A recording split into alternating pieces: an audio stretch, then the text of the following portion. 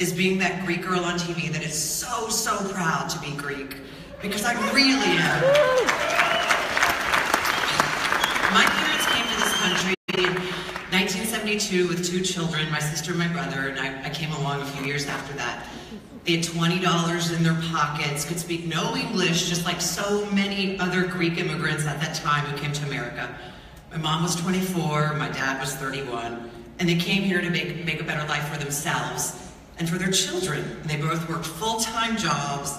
My father as a craftsman, cabinet maker, and my mother as a beautician. They attended English night school at the Greek church 3 times a week to learn the language and to better educate themselves in hopes of someday achieving the American dream.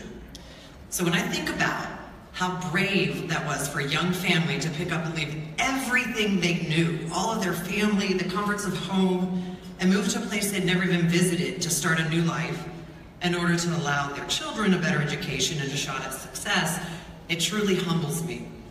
If my father had not been brave or wild enough to drive his motorcycle 12 hours from Xanthi to Athena to the American embassy and apply for a visa, I would not be standing here on this stage right now. That Greek passion and fire that burns inside of all of us Greeks is what led my father to bring his family here, and in turn, that is what has allowed me to accomplish what I wanted to in my life without any restrictions. So, when I was hired as the youngest voice on the ABC daytime talk show The View in 1997, when I was 21 years old, my father's American dream had become a reality. Who would have ever imagined an immigrant girl who didn't even speak English until she was 4 years old? I mean, I was going to Greek school before I went to American school. I would do the alphavita on the chalkboard at English school, and they thought something was wrong with me, like I was doing gibberish. That a young immigrant girl would be sitting next to one of the most world-renowned journalists of all time, Barbara Walters, on national television. I mean, it seems unheard of. And this was a big deal, not just for my family, but for the Greek community. I mean, I'm not sure, but I think not since Telly Savalas licking his lollipop in Kojak had we had someone that we could hang our hat on that actually spoke Greek. Do you know what I mean? I'm not sure, but I think he was the last time a Greek was front and center that actually spoke Greek. It was a lot of pressure, and also a great deal of responsibility to make all of you, but most importantly, my father, proud. I never really cared what the critics said. I only cared what the people at the church and my family thought. My mom would often say, "Debbie, do not embarrass me from the church." The ladies from the church, you know Ηelios. Okay, I definitely didn't make her Ηelios. I knew that if I could make the Greek community happy, that I was doing something right. I mean, let's be honest, we're a tough group. I mean, it's a tough crowd. So, we began rehearsals for The View in late summer of 1997. The show was set to start exactly 3 weeks after I'd been hired. I was still attending my senior year at NYU and about to graduate. I was so excited and so impressionable. All I wanted to do was a good job. For all of you, for my family, for Barbara Walters, for the network, for my friends, for everybody. I was like a sponge, trying to learn as much as I possibly could in a short amount of time in what seemed like a master class taught by Barbara Walters. I said and I did everything the show wanted me to do. I changed my wardrobe, my hairstyle, my hair color, even my opinions if they wanted me to, if it fit the conversation for them. And then one day, shortly before our launch date, I got a call from Barbara.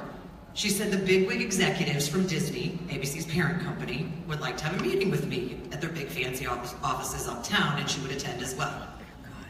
And I thought, okay, well this is weird. We haven't even started the show. I hope I'm not fired yet. The next day, off we went to this big fancy meeting. We entered the room, the bosses were already there and they were waiting. They were making some very unimportant small talk, and then they really cut to the chase. It seems that my last name, Matenopoulos, was just a little too ethnic for them. And perhaps even for daytime TV at the time. However, it was very chic to be Latino. So, they suggested that perhaps I shorten my name to something that sounded a little more Latino, like Matino. True story. Debbie Matino, not Debbie Matenopoulos. They said it would rate better with the viewers.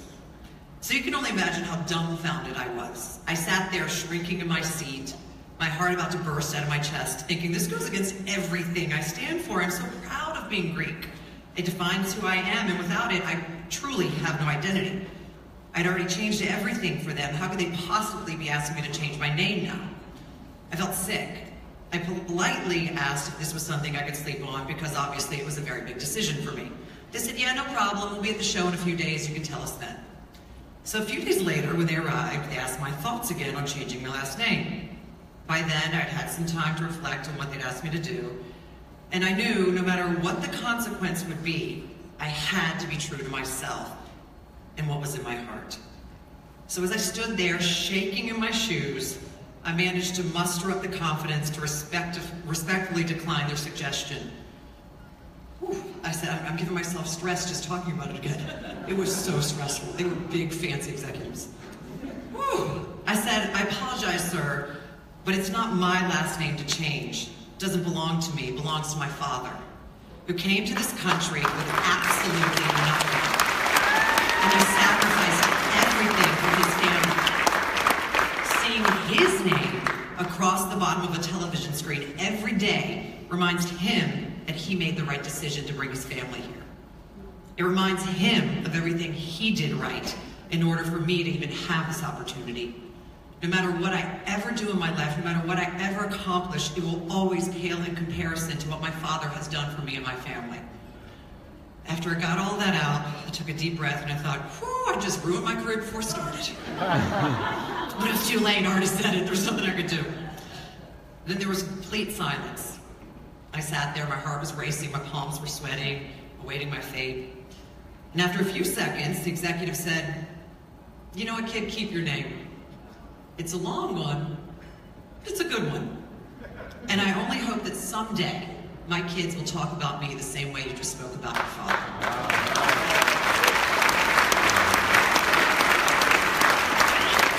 And so tonight, you guys are honoring me, but you're really honoring my father. And I would like to accept this award on behalf of my baba, Matenopoulos, who lost his battle with ALS in 2012. And would be so proud to know that his fellow Greeks were honoring his little girl. Without him, none of this would have been possible. And I know that tonight he is shining down on us and he is up there dancing the best Mbekiko you've ever seen in your life.